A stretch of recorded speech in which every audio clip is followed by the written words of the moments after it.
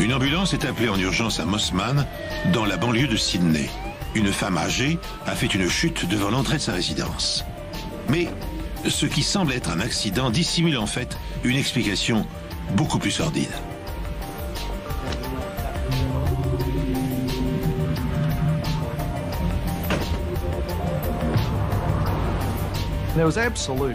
La terreur régnait dans toute la banlieue de North Shore. On commençait à penser qu'il pouvait s'agir d'un tueur en série. Les blessures indiquaient une progression en termes de violence. On a remarqué entre autres l'empreinte d'une chaussure dans le sang par terre. Donc on avait un élément permettant de l'identifier. Ce soir, la police annonce qu'un tueur fou rôde dans les parages. Il a déjà fait 2 victimes et pourrait frapper de nouveau. Il y avait un risque qu'il défie la police en disant « Faites quelque chose ou fichez-moi la paix » ou qu'il agresse une autre femme. Les policiers ressentent les choses d'instinct et là, instinctivement, je savais qu'on tenait notre homme. Bonjour. Ce nouvel épisode des Enquêtes Impossibles risque de choquer les plus sensibles d'entre vous. Car cette histoire est un voyage sans retour au cœur de la criminalité, une plongée délirante dans les tréfonds de l'âme humaine. Le 1er mars 1989, à Mosman, dans la banlieue de Sydney, Gwen Mitchell Hill est retrouvée gisante dans une mare de sang à quelques mètres de l'entrée de sa résidence. Quand les voisins appellent une ambulance, les blessures qui mutilent la vieille dame laissent présager du pire.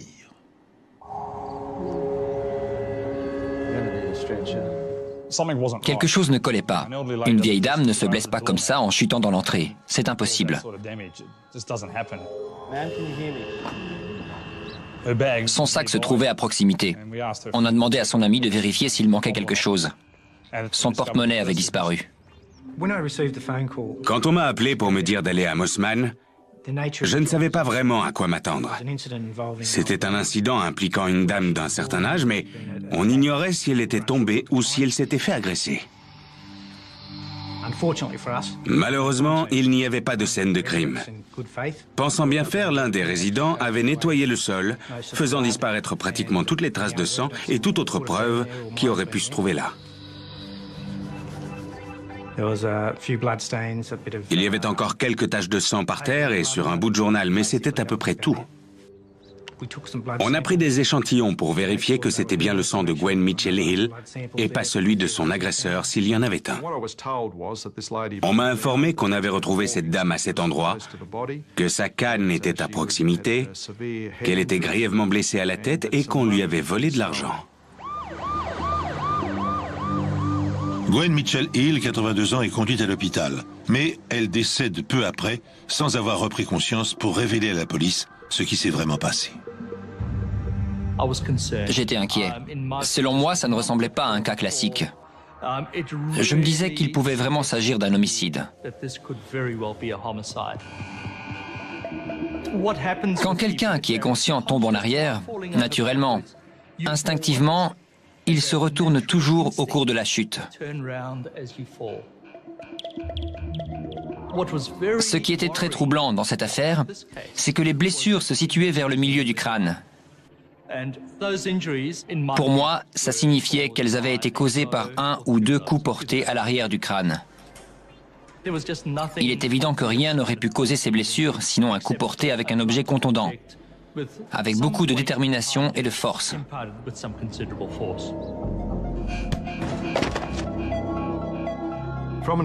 Dans notre enquête, on avait 2 options. Le meurtrier était soit une personne connue de la victime, soit un inconnu. Après plusieurs jours d'investigation, on penchait plutôt pour la seconde hypothèse, donc on cherchait quelqu'un qui n'avait pas de lien ou de relation avec la victime. Une tâche très compliquée. La police fait le tour du quartier en quête de témoins du vol. Bien que le crime ait eu lieu au milieu de la journée et dans un lieu public, personne n'a rien remarqué de suspect. Il y avait vraiment de grandes chances pour que quelqu'un ait vu le tueur et il a eu beaucoup de chances que personne ne l'ait remarqué. Pendant 2 mois, les enquêteurs s'efforcent de trouver une piste. Puis, une autre agression a lieu à moins d'1 kilomètre de l'endroit où Gwen Mitchell Hill a été assassinée. Cette fois, la victime est un homme âgé. Et là, la victime a fourni une description de l'agresseur. On a décidé de publier le portrait robot pour essayer de découvrir son identité, si possible, avec l'aide des habitants. Mais alors que le portrait robot vient juste d'être publié, d'autres mauvaises nouvelles parviennent à la police. Ce soir, la police annonce qu'un tueur fou rôde dans les parages. Il a déjà fait 2 victimes et pourrait frapper à nouveau.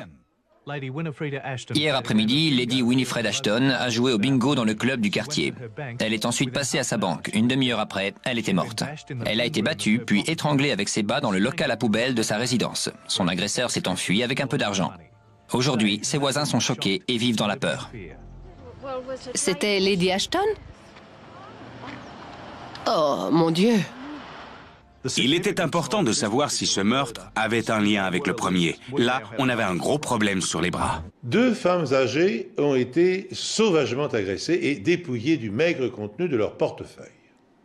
Entre ces 2 meurtres, un homme âgé lui aussi a été attaqué et laissé pour mort. Cette succession d'événements dramatiques et le mode opératoire employé, toujours le même, convainc la police qu'elle a affaire à un tueur en série. Un meurtrier qui sélectionne ses victimes en fonction de leur âge. En examinant le corps sans vie de Lady Winifred Ashton, l'épouse d'un peintre célèbre, les experts scientifiques espèrent découvrir des indices susceptibles de les mener à l'assassin.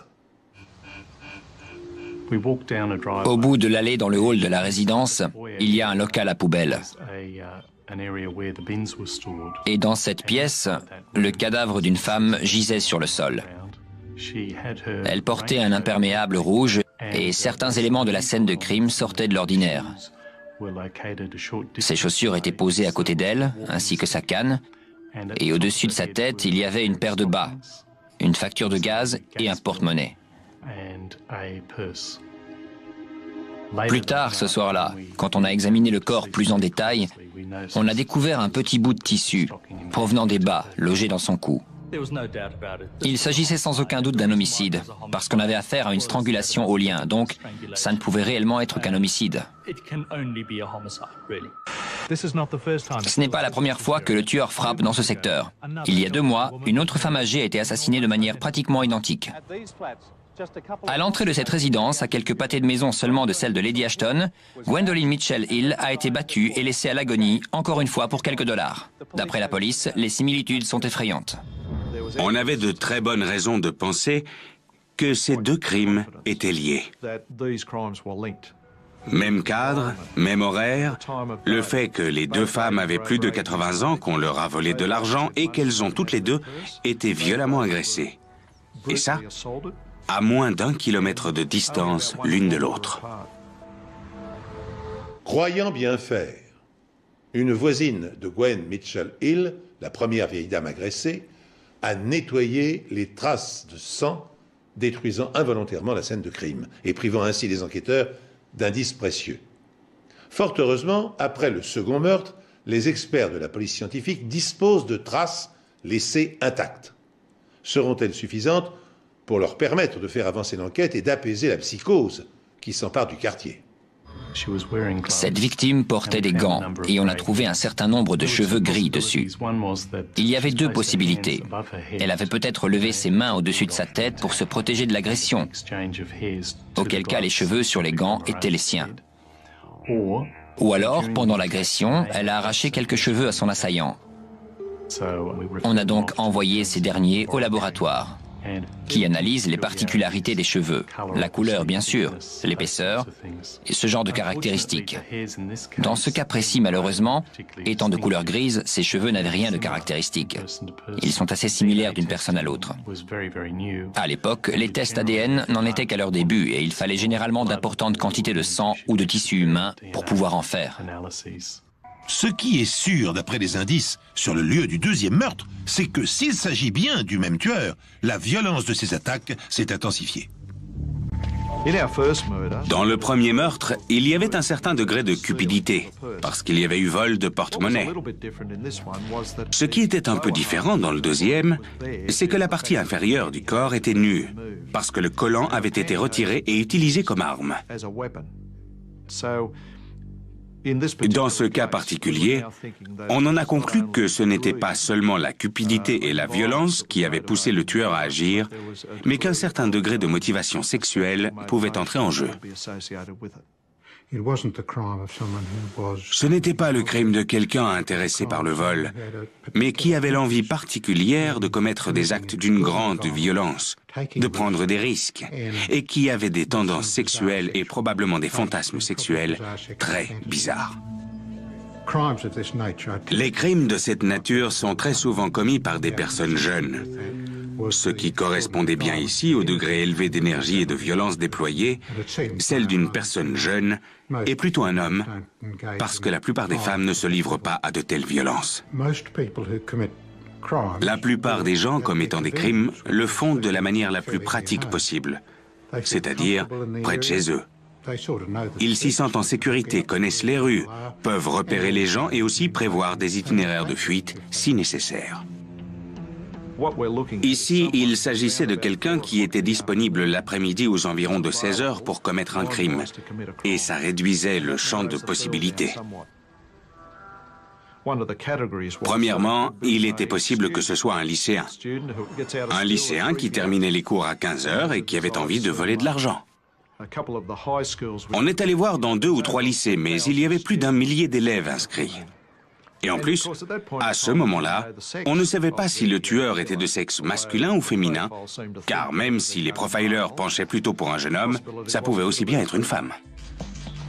À ce stade de l'enquête, le seul suspect correspondant au profil est le jeune garçon qui a attaqué l'homme âgé. Aujourd'hui, la police a publié ce portrait robot du suspect. Il a entre 22 et 25 ans et mesure environ 1,80 m. Je pense l'avoir déjà vu plusieurs fois. Il a une coiffure inhabituelle et je suis coiffeuse. Je remarque ces choses-là.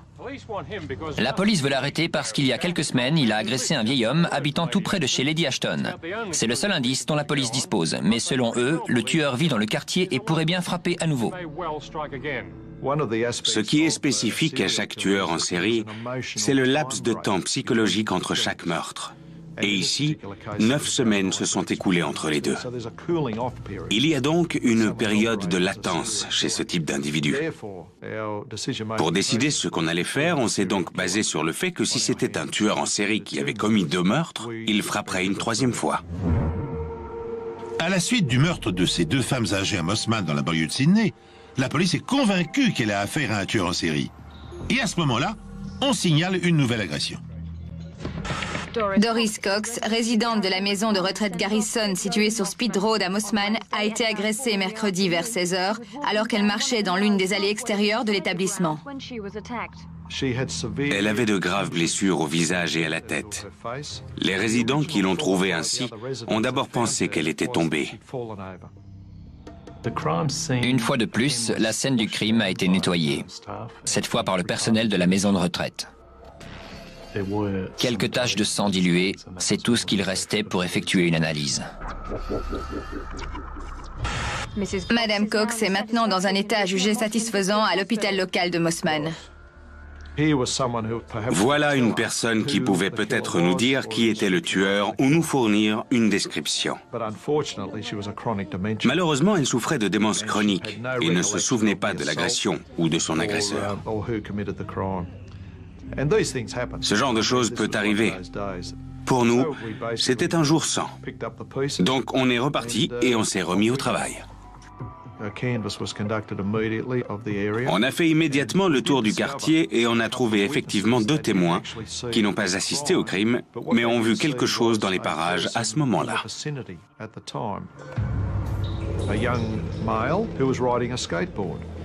Un jeune garçon faisant du skateboard et qui se trouvait sur le même trottoir à seulement quelques mètres du lieu du crime, et à ce moment-là, vers 16 h. À partir de cet instant, on s'est beaucoup intéressé à lui.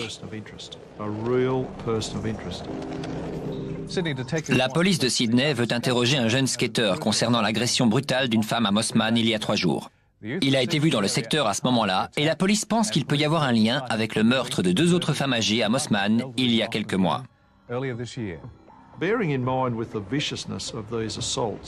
En prenant en compte la brutalité des agressions et le fait qu'on ne pouvait pas déterminer ce qui avait provoqué les blessures sur le crâne de ces femmes, on a pensé que l'arme pouvait être un skateboard. Le jeune skater est-il le tueur en série qui terrorise le quartier? Pour s'en assurer, la police cherche activement sa trace, mais le garçon et sa planche à roulettes demeurent introuvables. Attend-il que la vigilance policière se relâche pour frapper à nouveau, ou n'est-il en rien impliqué dans les crimes? Les enquêteurs interrogent sans relâche les habitants pour recueillir la moindre information. Mais le tueur fou a toujours sur eux une longueur d'avance. Le premier meurtre datait du mois de mars, le deuxième du mois de mai, et la troisième agression avait eu lieu en octobre. Là, on était début novembre. Et un jeudi après-midi, on a reçu un appel nous disant simplement qu'il y avait une nouvelle victime à Lane Cove. Avec une vivacité étonnante pour ses 85 ans, Madge Pard rentrait chez elle après avoir fait ses courses à Lane Cove, quand elle a trouvé une mort violente. Le tueur aurait suivi la veuve âgée avant de la frapper plusieurs fois à la tête avec un objet contondant, puis de l'abandonner mourante dans l'allée derrière sa résidence. Un silence impressionnant a envahi le bureau. On aurait pu entendre une mouche voler. L'unique commentaire a été « Oh non, pas une autre, pas une autre ». Je n'arrive pas à y croire. On se voyait très souvent. Une amie de Madame Pard arrive parmi les premières sur les lieux. Je pensais qu'elle avait eu une crise cardiaque, alors on est vite allé voir le gardien pour demander à Gracie d'appeler une ambulance. Madame Pard a laissé tomber ses sacs à provisions au début de l'agression. Quand on l'a trouvée, elle portait encore son alliance, mais 3 petits porte-monnaies avaient disparu.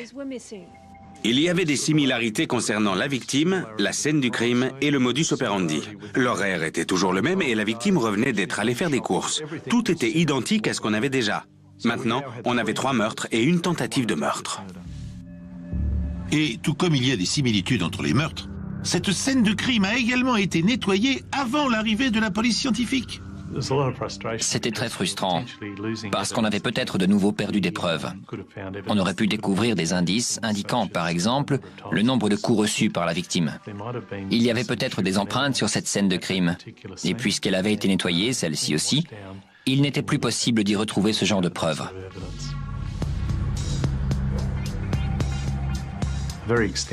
On a examiné très minutieusement le périmètre autour de la scène de crime.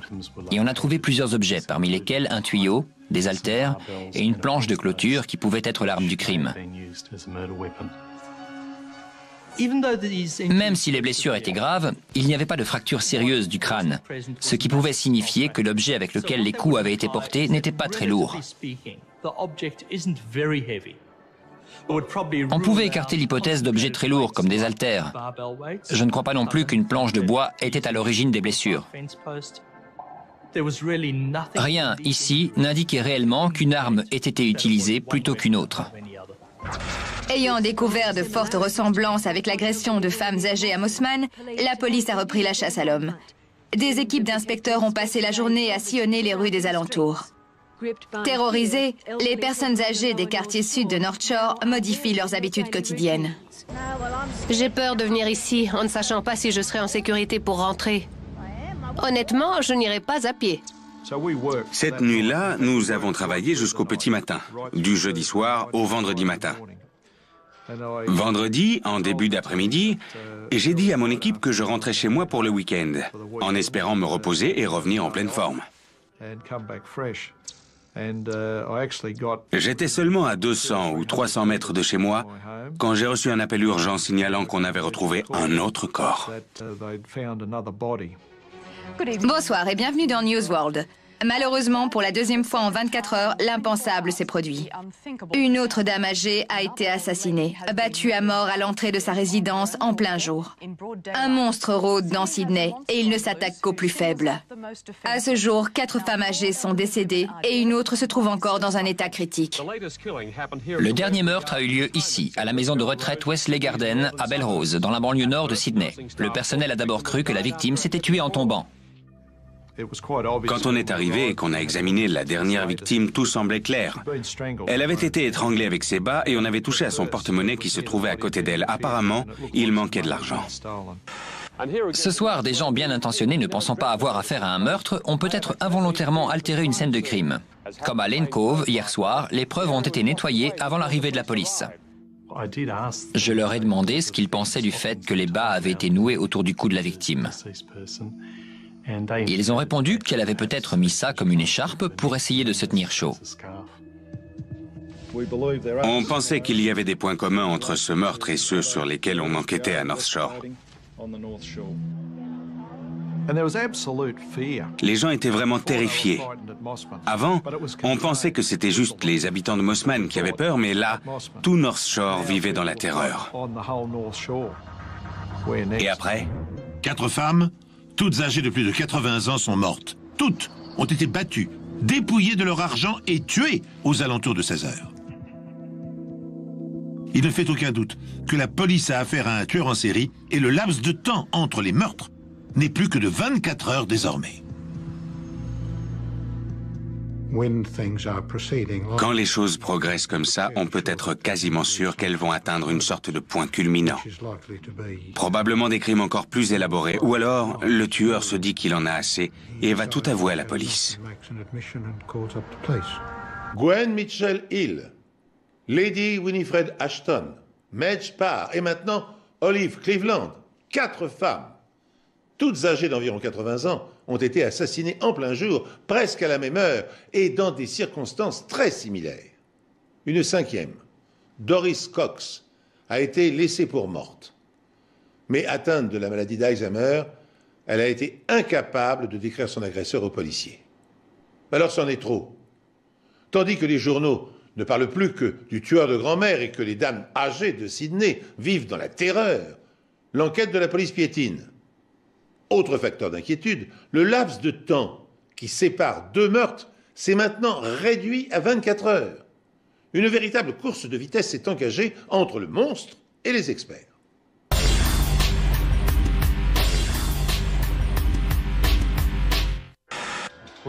La police intensifie ses recherches. De nouveaux enquêteurs affectés à l'affaire accaparent des bureaux improvisés dans un garage annexe au commissariat de Mossman. On est passé d'un groupe de 15 ou 20 enquêteurs travaillant sur quelques meurtres à un groupe de 35 enquêteurs. Et à la fin, on était 70. La police de Sydney a renforcé les mesures de sécurité pour les personnes âgées avec une série de séminaires pour les sensibiliser aux dangers. La très forte participation au premier de ces séminaires révèle la peur des personnes âgées que le tueur ne frappe une nouvelle fois. La dernière victime était une dame qui habitait tout près de chez nous. Alors ce n'est pas qu'on ait vraiment peur, mais enfin, je veux dire, on aime bien savoir qu'on est en sécurité. Ce qui inquiète les enquêteurs, c'est que le dernier meurtre a eu lieu en dehors de la zone géographique où ont été commis les 3 premiers. Il y avait forcément un lien entre les différentes scènes de crime et on se demandait tous quel était ce lien. C'est ce que doit rechercher un enquêteur et c'est ce qu'on faisait.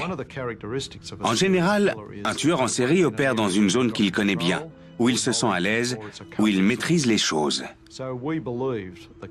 On pensait donc que le tueur connaissait très bien le secteur de Mossman, le quartier de Lane Cove et les alentours de la maison de retraite à Belrose. Il y avait un dénominateur commun entre ces lieux sur le plan géographique. Il suffisait de trouver le lien et on trouverait l'assassin. Mais moins de 15 jours après, un nouveau meurtre est commis. Le tueur de grand-mère est revenu dans une rue située à proximité de son premier crime. Muriel Faulkner, une veuve vivant seule et qui avait récemment eu une attaque, est devenue jeudi après-midi, peu après 16h30, la 5e victime du tueur de North Shore. Madame Faulkner a été battue à mort et étranglée. Son corps a été découvert dans le hall, gisant dans son sang par un voisin de passage. Ici, on avait de nouveau de graves blessures à la tête, causées par un objet contondant, ainsi qu'une strangulation. Et aussi ce qui semblait être une mise en scène du corps post-mortem.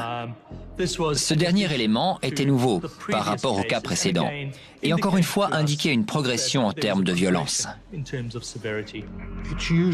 En général, ceux qui commettent une série d'infractions prennent de plus en plus d'assurance ou agissent de manière plus réfléchie parce que ça devient quelque chose de coutumier. C'est assez classique dans la mise au point de crimes de cette nature. Dans le cas de Madame Faulkner, le tueur avait tout son temps parce qu'il a réussi à s'introduire chez elle. Une fois à l'intérieur, il lui était facile de la maîtriser et après l'avoir tuée, il avait tout le temps nécessaire pour disposer le corps, se livrer à tous les actes étranges qui lui procuraient du plaisir avant de quitter les lieux. Ce qui était étonnant et exceptionnel ici, c'est que c'était la première scène de crime intacte dont on disposait, parce que ça s'était passé à l'intérieur d'une habitation. On a remarqué, entre autres, l'empreinte d'une chaussure dans le sang par terre, et on a tout de suite pensé que ça pouvait être celle de l'agresseur. Mais il y a un problème, les empreintes ne sont pas très nettes. On a soumis la moquette à un certain nombre de traitements chimiques et lumineux, dans un ordre particulier. Et avec un traitement spécifique, on a pu relever beaucoup plus de détails invisibles à l'œil nu au départ. On a pu obtenir suffisamment de détails pour déterminer que l'empreinte avait été laissée par une sorte de chaussure de sécurité ou peut-être militaire, type Rangers. Même si beaucoup de jeunes portent des chaussures larges, là c'était plutôt le type de modèle correspondant à quelqu'un de plus âgé et de sexe masculin. À ce stade, on commençait à envisager la possibilité que le tueur ne soit pas un jeune homme, mais plutôt une personne d'un certain âge. Un aspect se détachait de tout ça, et c'était la disposition très soignée des objets. Je me souviens que la canne était posée à un endroit précis, et les chaussures de la victime disposaient d'une certaine façon. Les gens qui ont appris à être ordonnés dans la vie ont souvent passé beaucoup de temps dans l'armée. Aujourd'hui, les patrouilles de police font leur ronde à North Shore, banlieue de Sydney, pour protéger les personnes âgées du tueur en série.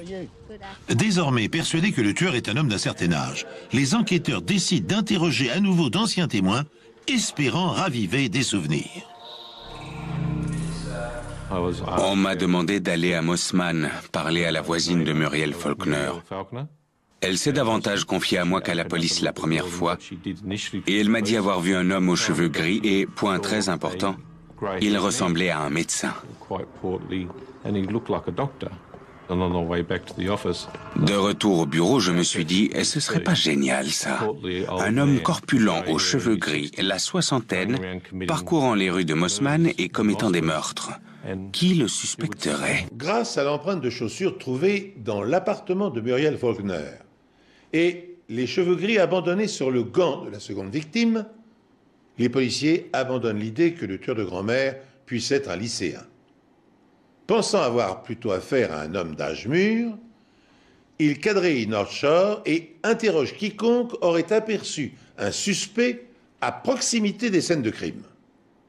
Bientôt, les témoignages qu'ils recueillent leur glacent le sang. On est retourné dans le quartier de Lane Cove. Et j'ai trouvé un certain nombre de personnes ayant effectivement vu un homme d'âge mûr aux cheveux gris. L'homme aux cheveux gris a raccompagné une voisine de Madame Pard jusqu'à sa résidence.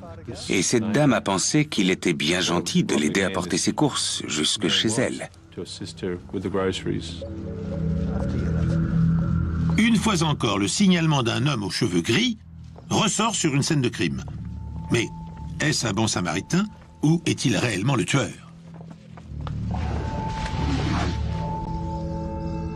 Finalement, une description faite à la suite d'une agression ayant eu lieu 1 mois avant le premier meurtre fournit une piste concrète aux enquêteurs.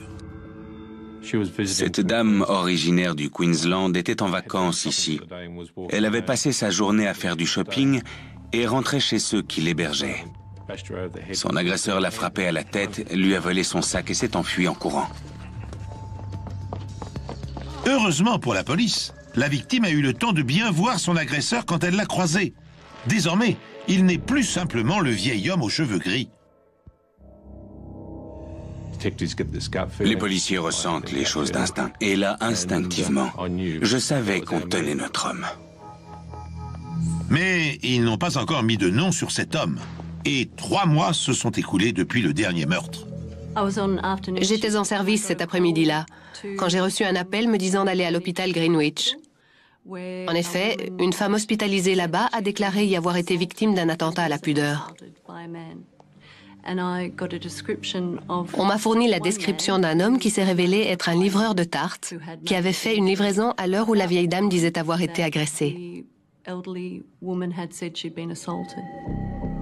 Je me suis renseignée auprès du personnel de l'hôpital qui m'a donné le nom de l'entreprise fabriquant les tartes, ainsi que celui de l'homme engagé pour les livrer à l'hôpital Greenwich, John Wayne Glover.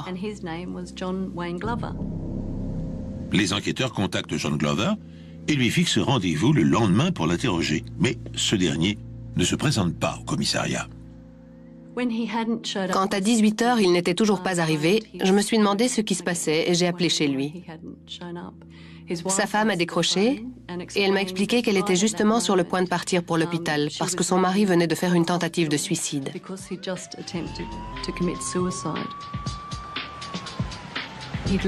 Il avait laissé une lettre. Et je me souviens très nettement des mots qui étaient écrits. « Fini les vieilles dames ». Pour moi, en tant que jeune inspectrice, c'était très important d'aller lui parler toute seule et de pouvoir faire une photo de lui, sachant que si j'échouais, tout était perdu.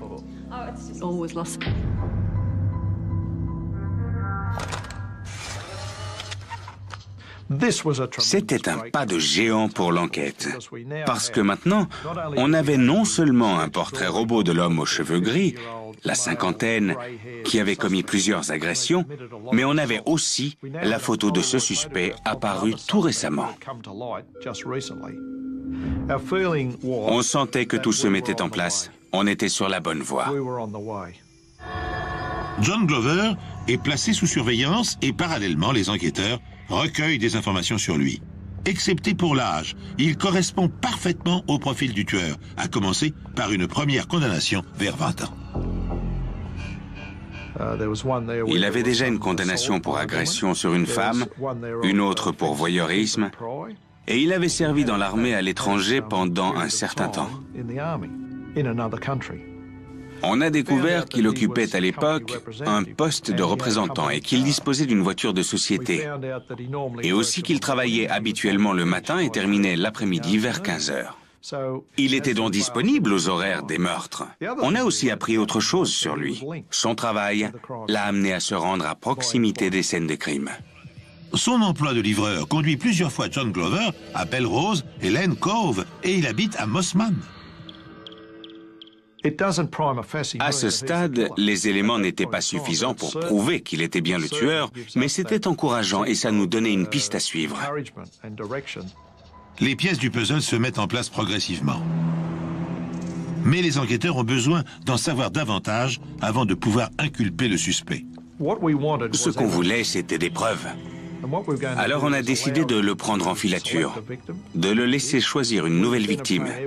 Comme ça, on pourrait prouver qu'il avait suivi cette dernière, que c'était un prédateur. On le laisserait s'approcher à quelques mètres de sa proie, et là, on l'empêcherait de commettre un crime. À plusieurs reprises, il a arrêté sa voiture et il est descendu pour aller se promener. On faisait très attention pour voir ce qu'il faisait. Mais il ne s'est rien passé.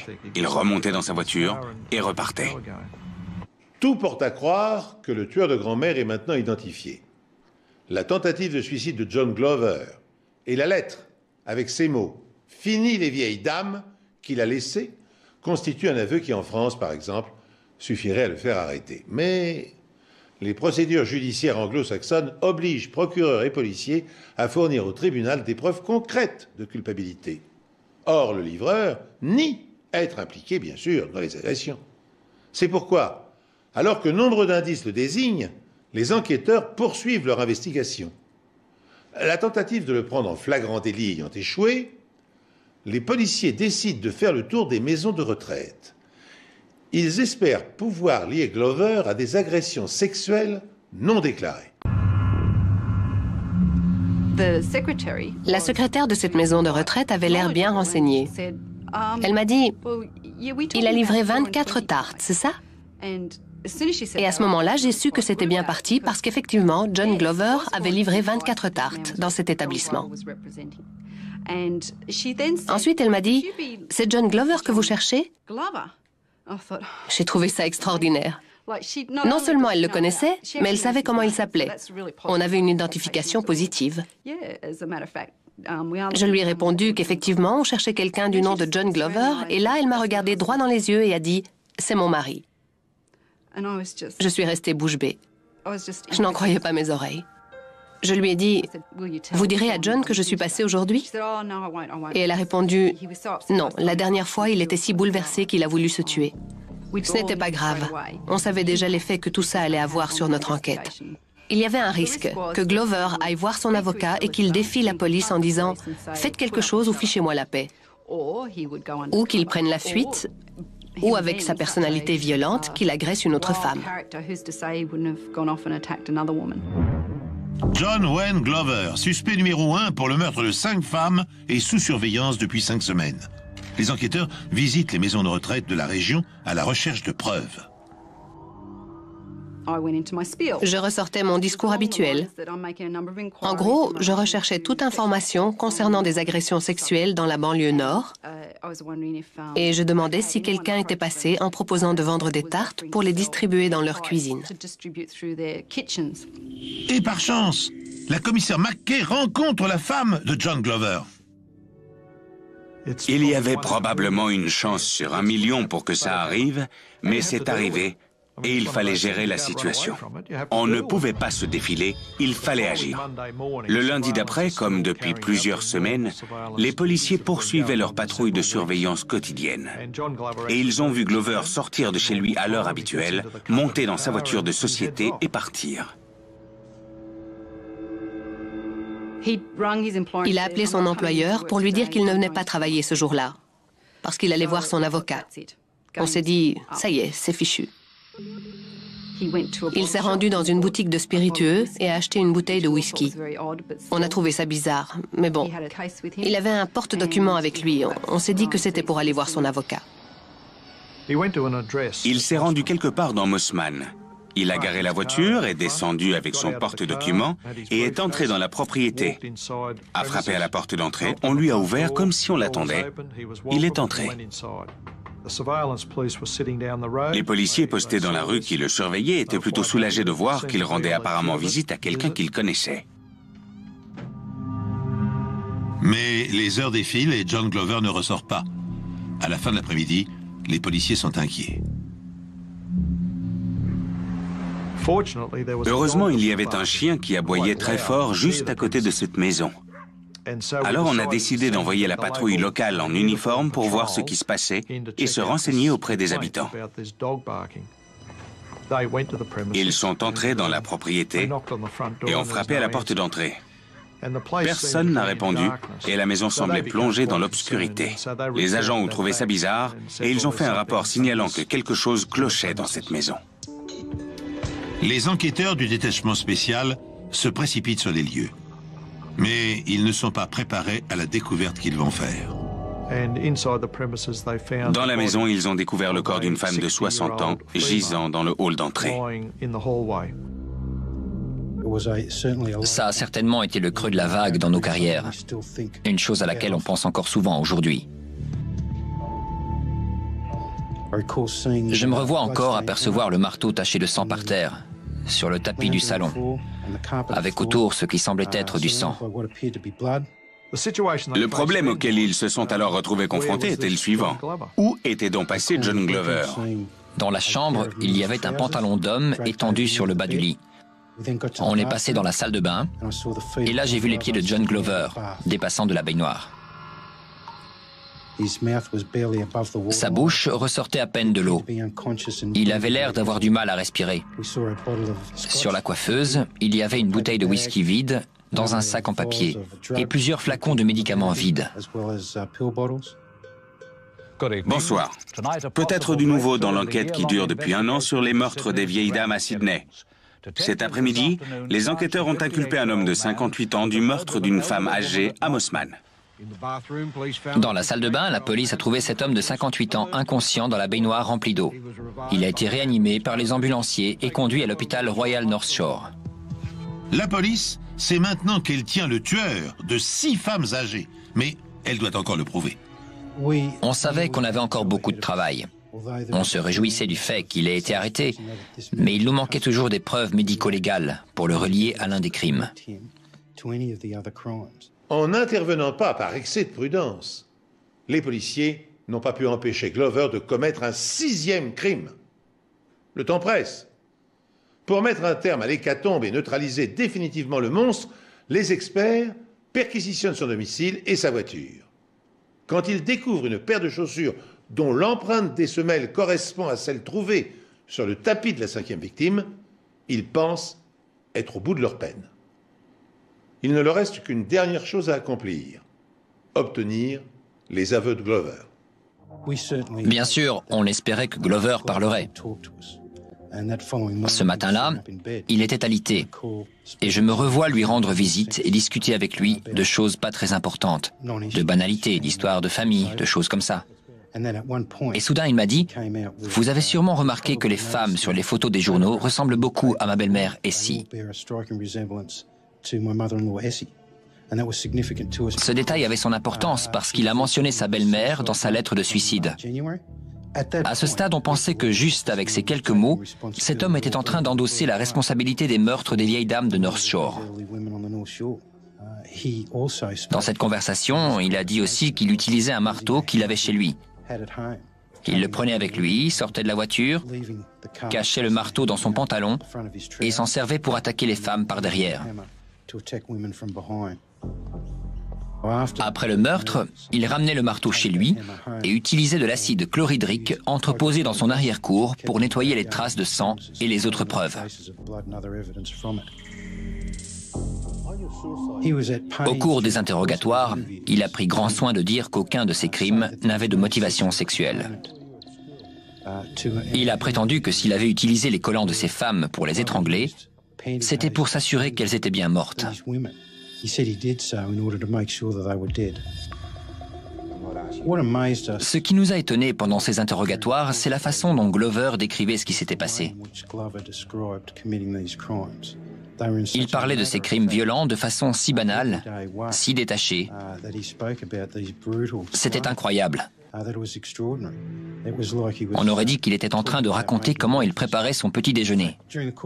En fait, au cours de chaque interrogatoire, Glover a affirmé posément qu'il allait en discothèque boire un verre avec l'argent qu'il venait de voler à ses victimes. Après avoir quitté l'hôpital, John Glover montre à la police où il s'est débarrassé des affaires de certaines de ses victimes. Tout comme le secteur des meurtres, ce lieu n'est pas très éloigné de chez lui. 2 psychiatres de Sydney ont fourni des preuves à la Cour suprême attestant que le tueur de grand-mère, John Glover, est un malade mental. La défense soutient que Glover n'est pas coupable des 6 accusations de meurtre pour cause de responsabilité atténuée. Dans une interview, l'accusé de 58 ans explique « C'est comme si le gentil John Glover regardait faire le méchant John Glover. Je n'arrivais pas à arrêter ça. » Je lui ai demandé quelle explication il pouvait donner à ces actes. Et il a dit « Le méchant John Glover apparaît et commet le crime, puis le gentil John Glover reprend le dessus. » Là, rien de plus facile que de lui répondre à quel moment le gentil fait son apparition. Avant que vous nettoyiez le marteau ou après? Ces déclarations étaient tellement confuses. Le jury rejette la tentative de Glover de plaider le dédoublement de la personnalité ou la folie passagère et le déclare coupable. Le juge le condamne à la peine maximale pour chacun de ses crimes et stipule dans son dossier qu'il ne doit jamais être libéré. Une façon d'assurer à la société que le tueur de grand-mère ne sera plus jamais en mesure de récidiver. John Glover est donc condamné à la peine maximale pour chacun de ses crimes. Sur son dossier, il est inscrit « Ne doit jamais être libéré ». John Glover savait exactement ce qu'il faisait, en toute connaissance de cause. Il agissait intentionnellement de manière très sournoise, et je pense que je le placerais dans la catégorie des sadiques, mais pas des fous. John Wayne Glover avait déjà attenté à sa vie avant son arrestation et de nouveau lorsqu'il s'est retrouvé derrière les barreaux. 15 ans après avoir été déclaré coupable, il a enfin réussi. Le tueur en série de Sydney, John Wayne Glover, est mort en prison. L'homme connu comme le tueur de grand-mère a été retrouvé aujourd'hui pendu dans sa cellule de la prison de Lithgow Cove. John Glover, 72 ans, avait été condamné à la réclusion à perpétuité en 1991 pour le meurtre de 6 femmes âgées à North Shore. Aux funérailles de John Glover, aucun membre de sa famille n'est présent. Il est enterré comme il a vécu, seul, avec ses démons et ses secrets. D'autres crimes commis en Australie comportent des similarités avec ceux perpétrés par John Glover. Je crois qu'il y a certains aspects de sa vie et certains aspects d'autres crimes qu'il pourrait avoir commis qu'on ne connaîtra peut-être jamais. John Glover est mort à l'âge de 72 ans, plus jeune que la plupart de ses victimes. En Australie, l'histoire du tueur de grand-mère a alimenté nombre de livres, de films et de documentaires. À travers ces archives, la personnalité du monstre de Mossman nous est aujourd'hui mieux connue. On sait par exemple que, né en Angleterre en 1932, John Glover a émigré en Australie à l'âge de 24 ans. Sa mère, peu aimante, avait quitté son mari, puis s'était remariée rapidement et avait eu 2 autres enfants. À 13 ans, Glover est témoin d'un incident qui coûte la vie à l'un de ses camarades. Cet accident traumatisant aura des conséquences importantes sur le développement de sa personnalité. Devenu adulte, il occupe un emploi d'électricien, commet de nombreux petits larcins et se fait licencier pour faute professionnelle. Il s'engage ensuite pendant 2 ans dans l'armée comme conducteur de bus. Dès son arrivée en Australie, Glover agresse violemment une femme de 73 ans et une jeune fille. À 35 ans, il se marie à une femme fortunée et devient père de 2 enfants. Après avoir vendu de l'alcool, il devient livreur de tartes et fréquente à ce titre hôpitaux et maisons de retraite. En 1988, il contracte un cancer du sein, une pathologie rare chez les hommes qu'il interprète comme une injustice. 3 mois après le décès de sa mère, il attaque sauvagement une première vieille dame. Les autres meurtres suivront, auxquels s'ajouteront des agressions contre des infirmes âgées, clouées sur leur lit d'hôpital. Au cours du procès, les psychiatres ont établi que la folie n'expliquait pas les actes du monstre, plutôt motivé par l'appât du gain. Sans doute aussi pour se venger de sa mère, de sa belle-mère, qu'il détestait. Une thèse que contredisent les confessions de Glover, recueillies dans sa prison. Je voulais arrêter de tuer, mais une force m'en empêchait. Lorsque j'avais tué, je revenais à une vie normale et je ne pensais plus à mes victimes, avait-il en effet avoué, avant de se suicider dans sa cellule. Voilà. C'est ainsi que s'achève cette émission très noire. Merci de l'avoir suivi. Je vous retrouve prochainement pour un autre épisode des Enquêtes Impossibles.